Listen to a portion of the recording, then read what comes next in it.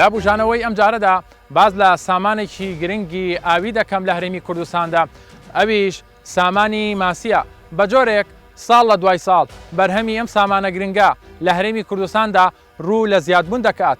بە شێوەیەکی گشتی زیاتر لە 406 پرۆژە مۆڵەت پێدراو بۆ بەخێوکردنی ماسی لە هەرێمی کوردستاندا بوونی هەیە. ئەمە جیالەوەی زیاتر لە 1000 پرۆژە کە مۆڵەتیان نییە لە هەرێمی کوردستاندا ماسی بەرهەم دەهێنن.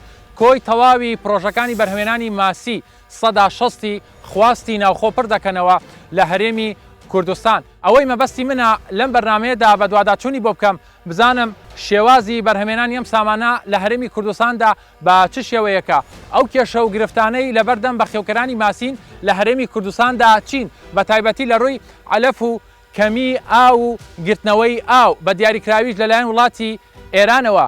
ئەمانە چ کێشە و گرفتێکی بۆ سامانی ماسی دروست کردووە لە هەرێمی کوردستاندا. لا بژانەوەی ئەم جارەدا بە دوواداچوون بۆ ئەم بابەتە دەکەم.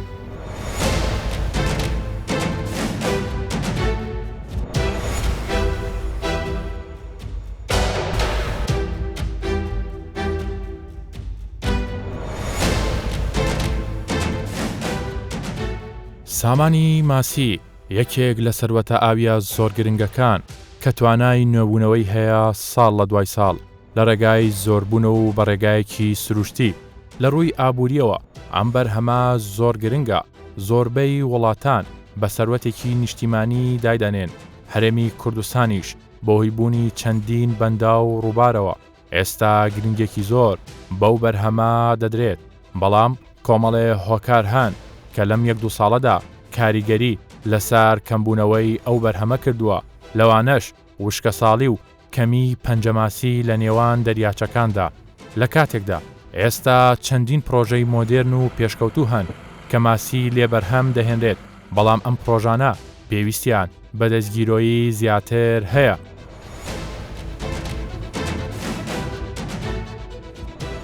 پرۆژەی حەوزی هەڵواسراو چییە لە ناو ئەم دەریاچە شتانەیە؟ پرۆژەی بەخێوکردنی ماسی بە شێوەی هەڵواسرا و ئەم پرۆژەی ئێمە لە دەگمەنترین پرۆژەکانە لەسەر ئاستی کوردستان کە لە ئێستادا لە بەرهەمێناندا گەورەترین پرۆژەکانی بەخێوکردنی ماسی بە شێوەی قەفەز کە توانای ئیتاجی 150,000 پەنجەماسی هەیە لە ساڵێکدا. ئەم پرۆژەیە لای ئێمە لە کەرەستەی زۆر سەرەتایی دروست کراوە.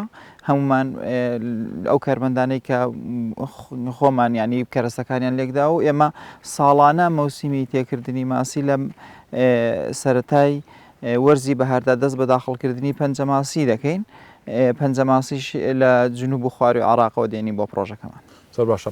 جیاوازی ئەم حەوزە چییە لەگەڵ ئەو حەوزە ئاسانی کە ئێستا زۆر بەربڵاو لە هەرێمی کوردستانە؟ بەڵێ دیار ئەو پرۆژانەی کە ماسی بەخێو دەکەن لە هەرێمی کوردستان پرۆژەی کۆنکرێتیمان هەیە، پرۆژەی قوڕمان هەیە، ئەم پرۆژانەشمان هەیە. ئەم پرۆژانە پرۆژەی دەگمەنن لە بەندا و دەریاچەکاندا بەخێو دەکرێن. ئەم پرۆژەیە جیاوازی لە پرۆژەکانی ئەوەیە کە کوالێتی ماسیەکەی بەڕاستی کوالێتیەکی زۆر نایبی هەیە. ئەمەش بە شاهێتی ئەو دۆست و ئازیزانە و مشتریانەی کە سەردانمان دەکەن بەرهەمێکی نایبەوە. ئەو شێوازی بەخێوکردنە جگە لەو علەفەی کە کارمەندەکانمان پێی دەدەن ڕۆژانە هیچ پاشەڕۆیەکی زیان بەخش ینی ناچێتە جەستەی ماسیەکەەوە. ئەمە ژوای کردووە کە ماسیەکە بەرهەمێکی نابێ و کوالێتێکی بەرزی هەبێت. تا چەند توانیتانە بەشێک لە خواستی ناوخۆ پڕ بکەنەوە؟ ینی ئێوە چۆڵی تەنها بۆ شوێنێ بۆ سنوورێکی دیاریکراوی دەنێرن یاخود بۆ چەند پارێزگایەکە لە هەرێمی کوردستانی؟ ئەگەر ینی لەم بە دوواداچوونە بۆتان دەرکەوت بێ ینی ئینتاجی 150,000 ماسی بەڕاستی تاقەیەکی زۆر زۆری دەوێت. ئێمە توانیمانە لەسەر کولفەی خۆمان ینی تاقەی 150,000 ماسی دابینکەین و تێچوو مەساریفەکەی ینی بخەینە ئەستۆی خۆمان و دەربچین. ینی ئەگەر حکوومەت بە ڕێژەی لە 130 لە دابینکردنی علەف هاوکاریمانکە ینی ئەم ژینگەیە زۆر زۆر گونجاو لەبارە. ئێمە گەیشتوونە قۆناغێک ڕاستە ینی لە کوردستان کۆمەڵێک پرۆژەی هەڵواسراومان هەبوو بەڵام نەتیجان نەبوو. دەرەنجامی ئەو زیانە زۆرەی کە پێیان کەوت لەو لاشەوە دەستبارگریەکی ئەو تۆ نەبوو کە پارسەنگێک بۆ جوتیارەکان ڕاگرێ. بەڵام ئەگەر حکوومەت ینی هاوکارمان بێ ئێمە دەتوانین ینی دووقات و سێقاتی ئەمە بەرهەم بێنین و خواستی ناوخۆ بەڕاستی بە ڕێژەیەکی زۆر باش پڕکەینەوە. باشە. هەندێک جارەوتر ئەوەی کە لە ناوخۆدا بەرهەم دێت جۆرێکە ئەوەی کە لە دەرەوە دێماسیەکە جۆرێکی باشترە. نەخیر هیچ ئەمە بەڕاستی ینی لەگەڵ حرمەتم دوورە لە ڕاستیە ئەو ماسیێکە لە ینی لە دەرەوە دێ کوالێتیی زۆر خراپی هەیە پێچەوانەی ئەو ماسێکە لە ناوخۆ بەرهەم دێت ماسیەکی کوالەتی بەرزە و لە ڕووی ڕنگ و تام و بۆنەوە ماسێکی زۆر تایبەتە و لە ڕووی ئەو پێکاتە و سوودا ینی تەندروستیانەی کە ئەو ماسی هەیەی بێگومان ئەو ماسیانەی کە لە دەرەوە دێت لە ڕێگەی بەڕاد و بە ڕێگا قاچاقەکانی تردا دێت بەڕاستی هیچ بەراورد ناکرێت بە بەرهەمی ناوخۆ. ژمارەی پرۆژەکانی سامانی ماسی لە هەرێمی کوردستان، پرۆژە مۆڵەت پێدراوەکان، پارێزگای هەولێر 185 پرۆژە، پارێزگای سلەیمانی 95 پرۆژە، پارێزگای دهۆک 57 پرۆژە، ئیدارەی گەرمیان 65 پرۆژە، کۆی گشتی پرۆژە مۆڵەت پێدراوەکان لە هەرێمی کوردستان 406 پرۆژە، کۆمەڵێ پرۆژەی مۆڵەت وەرنەگیراویش هەن کە لە سنوورە جیاوازەکانی هەرێمی کوردستان هەن. ژمارەی ئەو پرۆژانش دەگاتە زیاتر لە 1000 پرۆژە.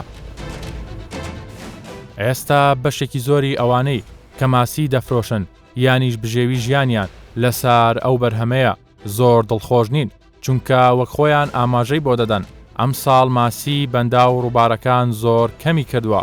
دەربەندی ڕانیە لە سنووری ئیدارەی ڕاپەڕین کە سەرچاوی ئاوی زەیبچووکە، بەڵام ئێستا ئەو دەرچەیە بە تەواوی لەلایەن وڵاتی ئێرانەوە گیراوەتەوە و دیمەنەکان گەواهیدەری ئەوەن کە نەک سامانی ماسی بەڵکو و ئاسایشی ئاویش لە مەترسیدایە. سامانی ماسی لە دەریاچەکە کەم بۆتەوە هۆکاری بۆ چێ گەڕێنەوە؟ بە دەرەجەیەک کەوا زۆر ڕاو دەکرێت کە ڕاوکرا ئەو ماسیش نامێنێ. هۆکارێککە ئەوەیە کە بەکارهێنانی کارەبا بۆ ڕاوە ماسی بەڕاستی ئەوە زەربەی باش لە دەریاچەکەداوە. ئەنی ئێستا ماسی زۆر کەم بووە ساڵ بە ساڵ. ئەمە لەوەتی قەیرانی دارایی دروست بووە لە کاتی شەڕیدا ئەشۆ لە 2014 بەرەو ئێستا تا ئێستا ساڵ بە ساڵ ڕوولەکەم بوونە. هۆکارێککە ئەوەیە دابەزینی ئاستی ئاوەکە لە کاتی زاوزەی ماسیەکاندا. کاتێ ماسیەکە گەرادادەنێ ماسیەکە دێتە ڕۆخی دەریاچەکە دێتە تەنکاییەکە کەواتە کە ئاوەکە دابەزی ئەو گەرایە هەموو شک دەبێتەوە بۆ داروپەردووی ماسی گەرای پێداناوە. خۆ ساڵانە حکومەت وەزارەتی کشت و کاڵ و سەرچاوەکانی و پەنجە ماسیە کاتە ناو دەریاچەکانەوە بە ئام لە هەرێمی کوردستانە بۆچی ماسی کەم بۆ تۆیانیەوە؟ لێرەدا دەستخۆشی لە وەزارەتی کشت و کاڵ دەکەمە من کە بە تێکردنی پەنجە ماسی لە دەریاچەکەدا وە لەلایەن خێرخوازانش کۆمەڵ خێرخوازیش هەبووە پەنجە ماسی تێکردەوە. بەڵام لە چاو گەورەی دەریاچەکە لە تەموحی گەورەی دەریاچەکەدانە ئەو پەنجە ماسیە چکە ڕێژەیەکی کەمە. ئەو پەنجە ماسی ڕەن بێ کاتێکی پێویست بێت تا گەورە دەبێت زاوزێ دەکات لە دەریاچەکە باش.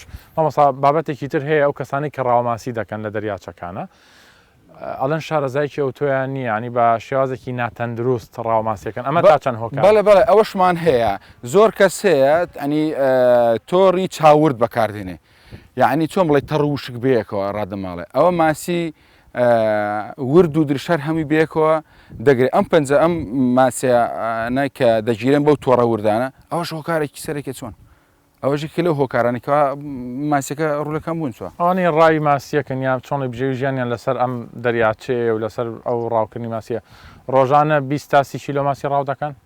وڵای ئەوە چۆن بڵێ ڕسقەکە غەیبە تا بەیان تۆڕەکە هەڵدەگرنەوە بەڵام ئێستا کەم کەسێ بگاتە 20,000 هەنی لەبەرەوەی ئەم بەنزینگرانیش زۆر کەسێ پارەی بنزینەکەی پێدەرناچێ زۆر کەسێ من دەیناسم پارەی تۆڕەکانی پێنەدراوە تا ئێستا ئای قەرزی پاری لەسرە ئەوە بژێویەکەی معنە ناگاتەوەی کە کەلوپەلەکانی پێدابین کە ئەو ئەزمونێکی باشتان هەیە چەند ساڵە لێرەن بۆ نمونە ڕاوە ماسی دەکەن قولاپ هەڵدەدەنە ناو دەریاچەکەەوە چی بکرێ باشە بۆی ئەم سامانە لە دەست نەدەین؟ وەڵی بە دەرەجەیە کە ئەوەی بکرێت لە کاتی قەدەغەی ڕاوە ماسیدا پاراستنەکی باشی لێ بکرێ. ئەم دەریاچەیە باوەڕکەم پێویستی بە پەنجە ماسیش نابێ لەبەرەوەی بۆچی چکە مەودایەکی باشی هەیە لە دەشتی بیتوێندا ماسیەکە بە گەشتماکی زۆر باش دەکات بەڵام لە کاتی قەدەغەی ڕاوە ماسیدا چاکی سەرپەرشتیار ناکرێت سەرپەرشتی بە تەواتی ناکرێت سنوورەکەشی فراوانە پێویستی بە بنکەی زۆرە بەڕاستیت پێ بڵێم سنوورەکە فراوانە تۆ هەر لە قەمتەرانەوە بیگرێت تاکو دەربەندی ڕانیە زۆرە ئەنی چەند کیلۆمەترێکە ئەوە چەند بنکەیەکی دەوێت کارمەندی پێویستی دەوێت پاسەوانی لێ بکەن دڵنیا بە پێی 35 ماسیش نابێ. باشە ئەڵەن ئێستا شێوازی ماسیەکە و چۆنڵی قەبارەشیان گۆڕانکاری بەسەردات و جاران ماسی زۆر گەوری تێدا بۆ ئێستا ماسیەکان ئەوە نین ئەمە چۆنە؟ طبعا تۆ ئەگەگەرا بەردەوامی لێ نەشونمانە بوو کێمایەوە ماسی وردەکان و ئەوە تاکتاکە دەمێنێتەوە کە دەگیرێ بۆ چکە کەم بۆ تۆ ئێستا بەس جۆرە ماسی ڕاو دەکەن ماسیگرەکان لە بەرەوەی ماسی گەوران دەست ناکەی مەزبور جۆرە ماسی ڕاو دەکەن کە تیرەی پێ دەڵێن بە عەربی پێ دەڵێن سلچە ئەوە ڕاو دەکەن کیلۆ بە 500 نار دەیفرۆشن ئەویش ئەگەر 50 کیلۆ بگرێت دەکات 25,000. جۆری پرۆژەکانی ماسی لە هەرێمی کوردستان 382 حەوزی خۆڵ 16 حەوزی کۆنکرێتی 3 پرۆژەی حەوزی هەڵواسراو 1 پرۆژەی هەڵهێنەری پەنجەماسی 4 پرۆژەی حەوزی داخراو کۆی گشتی بەرهەمی ماسی لە هەرێمی کوردستان بە پرۆژەکانەوە 10,000 تۆنی ساڵانەیە. جۆرەکانی بەرهەمهێنانی ماسی لە هەرێمی کوردستان کاربوو سەلەمونە. ئەوەی تایبەت بە سامانی ماسیە گرنگی پێدانە بەو بەرهەمە لە ئیداری ڕاپەڕین مەترسی کەمبوونەوەی سامانی ماسیە ئەویش بەهۆی کەمبوونەوەی ئاوە لە دەریاچەکانی ئەو سنوورە. ئەم بابەتە دەبەمە لای بەڕێوەبەرایەتی کشتتوکاڵی ڕاپەڕین بزانم پلانی ئەوان چییە بۆ پاراستنی سامانی ماسی لەو سنوورە. سەبارەت بە سامانی ماسی لە ئیداری ڕاپەڕین وەکو مەسەلەن بەهۆی بوونی دەربەندی ڕانیەوە ئەو دەریاچە شتانی کە هەیەی ساڵانی پێشوو ماسیێکی زۆر باشی تێدا بوو ئەم ساڵ دۆخی سامانی ماسی چۆنە لەم سنوورەیە. سنووری ئێمە ژمارەیەکی زۆر حەوزی ماسی لێیە کە لەلایەن جوتیاران خۆیانەوە کراوەخان پرۆژەکان خۆیان کردویانە بێگومان پاڵپشتێکی باشە بۆ خستنەوەی بەرهەمی ماسی بۆ ناو بازار و سەرچاوی گۆشتی ماسی ئەمە شتێکی دڵخۆشکەرەیە هەرچەندە بە شێوە زانستەکەی زۆر پەنایان بۆ نەبردووە ئەوەی کە هەیە بە شێوازە تەقلیدی و کۆنەکەی بەرپەروەردەیان کردووە بۆیە بە پێی ئەو ژمارە حەوزەی کە ئێمە هەمانە سەرووی 250 حەوزمان هەیە لە سنووری بەڕێوەبەرایەتی کشتتوکاڵی ڕانیە پێشبینی دەکەین بەرهەمی ئەم 250 حەوزە بە شێوازە تەقلیدیەکەی خۆیان 400 بۆ 500 تەن بۆ وەرزێک بەرهەمی ماسی بخەنە بازارەوە بەڵام بەداخەوە لە سەرێکی ترەوە بەهۆی گۆڕانی کەشوهەوا بەهۆی کەمبوونی ڕێژەی بارانبارین و وشکە ساڵی ڕێژەی ئاوەکەی بەداخەوە دەڵێن ئێمە نیگەرانین بۆ حاڵی ئێستا کەم بۆ تاوانێ زۆر ئەمەش بۆ بەهۆی ئەوەی کە بەرهەمی ماسی ناو دەریاچەکەش کەم بێتەوە. زۆر باشە کاک خالید مەسەڵەن ئەگەر لە خاوەن حەوزەکان پرسی لەوانی کە بە خێوکەری ماسین یەکسەر دەڵێت وەزارەتی کشتتوکاڵ و سەرچاوەکانی ئاو ئێوە لایەنێکی پەیوەندیدارن سەبارەت بەم بابەتە ئێوە چیتان کردووە؟ دیارە وەزارەتی کشتتوکاڵ و سەرچاوەکانی ئاو کەم تەرخەم نەبووە لە هەوڵی بەردەوامدایە ساڵانە ڕێژەیەک لە پەنجەماسی دەخاتە ناو دەریاچەی دوکانەوە هەموو دەریاچەکانی تر بەس دەریاچی دوکان سنووری ئێمەیە ڕێژێک دەخاتە ناوە لە خەمیدایە لە خەمی لە ناوچوون بۆ ئەوەی لە ناو نەچێ ئەم سامانە بۆ ئەوەی بەردەوام بێت بۆ ئەوەی بەرهەمی ماسی بخرێتە بازارەوە لە هەوڵی بەردەوامدایە بێگومان من دڵنیایی دەدەم بە جەنابتان کەم تەرخەم نمرو لە هەوڵی بەردەوامدایە. باشە ئێستاش دەبینین بەشێک لە ماسی بە تایبەتی ماسی سەلەمۆن لە دەرەوە بە دیاریکراویش لە وڵاتی ئێرانەوە هاوردە دەکرێت ئایا ئەو پرۆژانەی کە هەیە لەم سنوورە هێشتا نەیانتوانیوە خواستی ناوخۆ پڕکەنەوە؟ ئیتر بەپێی پێویستی ساڵانە بێگومان ڕێژەیەک پێویست دەبێت لە هەموو شتەکان ماسیژێکەکە لەو بەرگمانەی لەو بەرهەمانەی کە خواستی لەسرە بۆ خۆت دەزانی ڕێژەیەکی باشی خواست لەسرە بۆیە لە کاتی پڕنەبوونەوەی بێگومان ئێمە دەتوانین بڵین پێویستمان بە هاوردە دەبێت بۆیە لەسەر و با بڵین بنەڕەتە لەسەر و ئەساسە ساڵانە ڕێگای پێدرێت چکەویش بە هەڕەمەچی نابێ بەداخەوە گە ڕێژەیەک بە قاچاق بێت ئەوە ئێمە لی بەرپرسیار نین و وەزارەتی کشتتوکاڵ بڕیارەکەی لەسرە کە بڕیار دەدات دوجار جێبەجێکردن دەکەوێتە سەر لایەنی پەیوەندیداری تر کە خۆتان دەزانن بۆیە لە کاتی پڕنەبوونەوەی خواستی با بڵین دانیشتوان دەبێت ئەوە لەسەر وەزارەتی کشتتوکاڵە کە نووسراو بکات بۆ لایەنە پەیوەنددارەکان کە ڕێگا بە هاوردنی بدرێت بۆ ئەوەی خواست پڕ بکاتەوە. باشە بابەتێکی تر هەیە گرانبوونی عەلەفە لەوانەیە نرخەکەی جیهانی بێ پەیوەندی نەبێ بە هەرێمی کوردستانەوە بەڵام ئەوەی کە دێتە هەرێمی کوردستانەوە دانانی باجە وەکو لایەنێکی پەیوەندیدار وەکو وەزارەت چۆن هەوڵتانەوە سەر ئەم باجە لەسەر و کەسانەکەم بکرێتەوە یاخود ڕێگایەکی تریان بۆ بدۆزرێتەوە کە نرخی علەفەکە چکە دوجار بەرهەمی ماسی کە نرخەکەی بەرز دەبێتەوە هاوڵاتی دەبێت باجەکەی بدا لەو نێوەندا.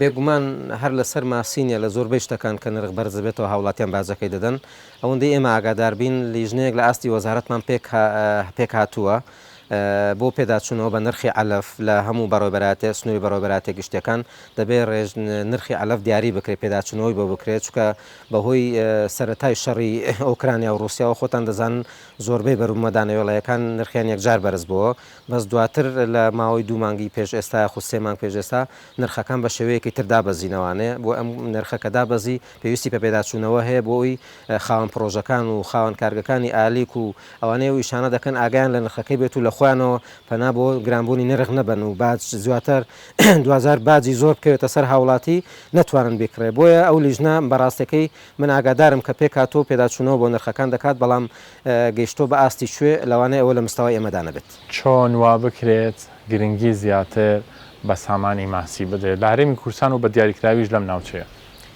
وڵا گرنگی ئێمە ئاسانکاریمان کردووە لە ئاستی خۆمان وەکو با بڵێن فەرمانگەیەکین سەر بە وەزارەتی کشتکار و سەرچاوەکانی ئەو ئێمە بەردەوامی لە ئاسانکاری بۆ تەواوی براجوتیار و خاوەن پرۆژەکان طبعاً ئاسانکاری هەندێک شتە پێویستی بە یاسا و ڕێنمایی بگۆڕێ لە مستەوای با بڵێن سەرێ دەبێت پەرلەمان یاسا دەربکات وەزارەتی کشتکار و سەرچاوەکانی ئەو ڕێنمایی بۆ ئاسان جێبەجێکردنی یاسایەکە دەربکات ئەجینا ئەگەر بازار ببیندرێتوانێ و بازار پەیدا بکرێ بە بەروبوومی هەموو بەرومە خۆماڵەکان لە ناویاندا ماسی بێگومان جوتیاران زیاتر ڕوتێ دەکەن خاوەن پرۆژەکان زیاتر ڕوتێ دەکەن دەبێتە ئاسانکاری و دەتوان پشت بە ئەم بەروبمانە ببەستین بە شێوەیەکی بەرچاو باش.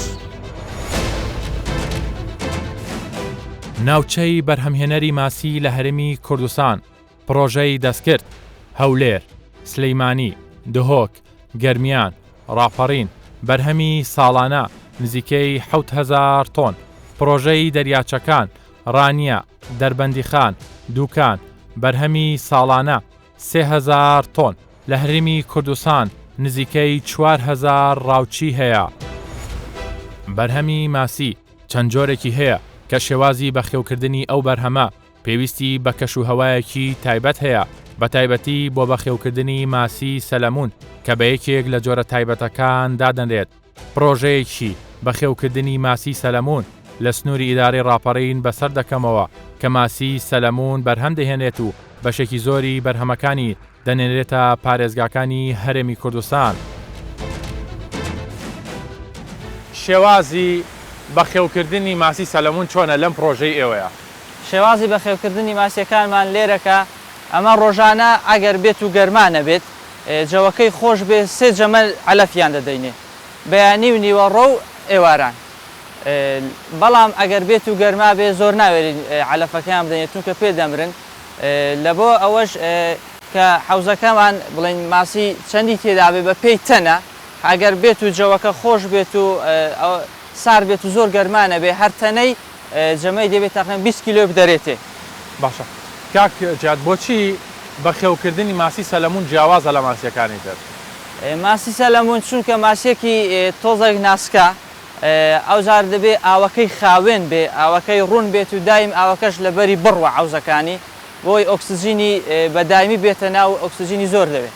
پرۆژەکەی ئێوە توانای بەرهەمی ساڵانەی چەندە بە تۆن؟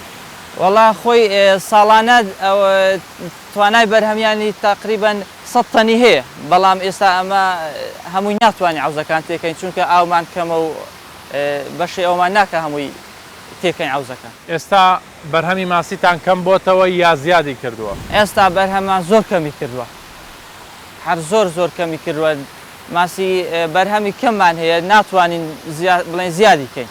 ئاو کەمە هۆکارەکانی بۆ چیە گەڕێنیتەوە؟ وەڵا هۆکارەکانی بەوەی دەگەڕێن ئاو کەمە. باشە حەلەفەکە گران بووە بەڵێ بازاڕەکە تۆزە سست بووە ئەمە هۆکارەکان کە ناتوانین بەرهەم زیاتر بکەین و پێدا ئەگەر بێت و ئاو هەبێت و حکومەت ڕێخۆشکەری بکات و یارمەتی دات و قەرەبوو شتیوا هەبێت توانی بۆ تقریبا بۆ هەموو عێراقدا بکات چونکە پرۆژەکە یەکجار گەورەیە یعنی توانایەکی باشی هەیە توانایەکی باشی بەڵە ساڵان توانی نزیکەی 100 تەن بەرهەم بێن. باشە ئێوە ئێستا و بەرهەمانە ئەو ماسیە سەلەمونانەی کە بەخێوی دەکەن زیاتر هەناردەی کوێیەکەن؟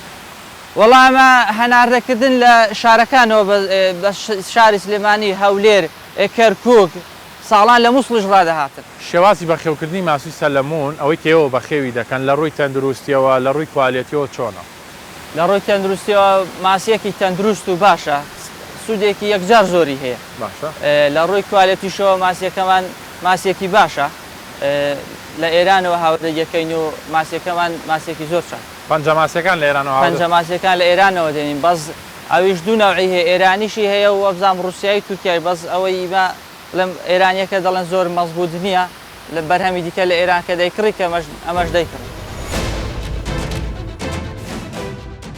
مەرجەکانی هاوردەکردنی ماسی بۆ هەرێمی کوردستان دەبێت کۆمپانیای تایبەت بە هاوردەکردنی ماسی بێت، ڕێگاپێدانی وەزارەتی کشتوکاڵ و سەرچاوەکانی ئاوی هەبێت، ڕێگاپێدانی پارێزگای هەبێت، دیاریکردنی جۆری ماسی هاوردەکراو بۆ لایەنی پەیوەندیدار، دەبێت ئۆتۆمبیلی تایبەت دابین بکرێت بۆ هاوردەکردنی ماسی. ئەو ماسیانەی کە هاوردەی هەرێمی کوردستان دەکرێت زیاتر لە پارێزگاکانی خوار و ناوڕاستی عێراق و وڵاتی ئێران و تورکیاوە هاوردەی هەرێمی کوردستان دەکرێت. تایبەت بە خواردنی ماسی ئێستا خواستێکی زۆر لەسەر ئەو بەرهەمە هەیە لەلایەن هاوڵاتیانەوە وەک جێگرەوەیەک لە بەرامبەر گۆشتی سوور و سپی، نەک هەر ئەوەش هەندێ ناوچە هەن لە هەرێمی کوردستان کە بەهۆی جۆری باشی ماسیەکەوە ئێستا گەشتیارێکی زۆر بۆ بەدەستێنانی ئەو ماسیە ڕوو لەو ناوچانە دەکەن. ئێوە خاوەنی شوێنێکی گەشتیارین لەم ناوچەیە بە تایبەتی بۆ فرۆشتنی ماسی و ئامادەکردنی بە چەند شێوازێک، ئەگەر ئەوم پێ بڵێ خواست بۆ بەرهەمی ماسی چۆنە لایەن هاوڵاتیانەوە؟ لایەن هاوڵاتیانەوە ساڵان بەزستانان دەخورا، بەس ئێستا لە فەسڵی پاییز و لە هاوین و لە بەهاردا ماسیەکە دەخورێ. ئێمە مشتری هەولێرمان دێ، سلێمانیمان دێ، کۆیەمان دێ، بڵێ ڕانیەوە بڵێ ئێمە لەسەر بەنای سەگە سەرین. ئەو ڕستۆرانەمان کە داناوە شتێک بۆ شارەکە جوان بێ، ساڵانە بڵێ مانگی ئێمە دوو تەن سەلەمون دەفرۆشین، تەنێکیش ماسی کارب دەفرۆشین، بەڵام ماسی سەلەمونەکە لە ئێرانەوە بمان دێ کە بێت و لێرە بیکڕین، هەم گرانتر لەسەر مشتری دەکەوێت، هەم بۆ ئێمەش گرانتر دەکەوێت. باشە، بۆ ئەم ناوچەیە بۆ ئیداری ڕاپەڕین بە هەموو چۆن لەی قەزا و ناحەکانیشەوە، ئەگەر گرنگی پێ بدرێت مەسەن ناوچەکە لەبارە بۆ بەخێوکردنی ماسی؟ بەڵێ شوێنێکی زۆر باشترە، بڵێ لەبەرەوەی ئاوی ئاو پشت بە ئاوی قەندیل دەبەسین، ئاوەکەی سازگار و ساردا بێکێشەیە بۆ منتیقەکە، بەڵام عەلەف گرانە. ئێستا بڵێ ئەو کاربە جاران بە 3000 دینار بوو، ئێستا ئێمە بە 5 و شتێک دێکڕین بە جوملە، بڵێ بەتەن. مۆزۆ چ بۆچی ئەو پارە زۆری سوسەری هەموو سەر عەلەفەکەی کە تەنی تقریبەی سەروی ملیۆنێک شتێکە. هەندێک جارەوترێت لە دەرەوەی شارەکان پارێزگا گەورەکان تامی ماسی و ئامادەکردنی جیاوازی هەیە، هۆکاری ئەو جیاوازی چی ئامادەکردنی ماسی؟ وڵای ئێمە ئەو خۆمان مشتری کێ دێتە لامان ناڵێ مشتریەکە بڕوا وای بۆ ئەوە دەکەین، ئەگە پەلەشی بێ ئێمە پەلەمان نییە، لەبەرەوەی دەمانەوە جارێککە بگەڕێتەوە ئێرە، ئێمە بە فڕمانەوە بە خەڵوزشمانەیە هەموو شتەکانیش بڵێ لە ڕێی سەعەوە دووسی دەکەی، پاکوخاوین لەسەری هەموو شتێکەوەیە، ئەو باشترە چونکە پارە هەموو شتێک نییە ئینسان ئەوی بۆ بکات، چونکە مشتری کە دێ بۆلامان دەوێت پاکوخاوێن بین یەکەم شت کە پاکوخاوێن نبین و بە پاکوخاوێنی ماسەکەی بۆ ئەوە نەکەین جارێککە نهاتەوە لامان و ئەو جارش خەڵک دێ لە هەولێر ڕادێ، لە سلێمانی ڕادێ، لە ئەو شارانەی دەنیشمان لە هەمووی دێ بۆ ماسی خواردن.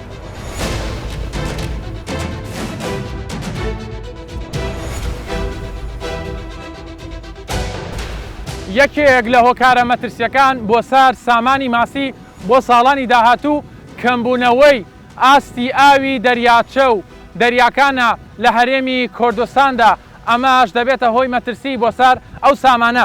ئەوەی کە دەیبێنن نە بیابانەکانی خوار و ناوڕاستی عێراق و نە بیابانەکانی وڵاتانی کەنداوە، ئێرە دەربەندی ڕانیەیە بەهۆی گرتنەوەی ئاوە لەلایەن وڵاتێکی وەکو ئێرانەوە دیاردەی بە بیابانی بوون بە تەواوەتی زاڵ بووە لەم ناوچەیەدا. ماوەتەوە ئەوەی لا کۆتایی ئەم بەرنامەیەدا ئاماژەی پێ بکەم کە لایەنی پەیوەندیدار چۆن کار لەسەر ئەم بابەتە هەستیارە دەکات، چونکە ئاسایشی ئاو یەکێکە لە ئاسایشە هەرە گرنگەکان تایبەت بە هەر تاکێکی ئەم کۆمەلگایە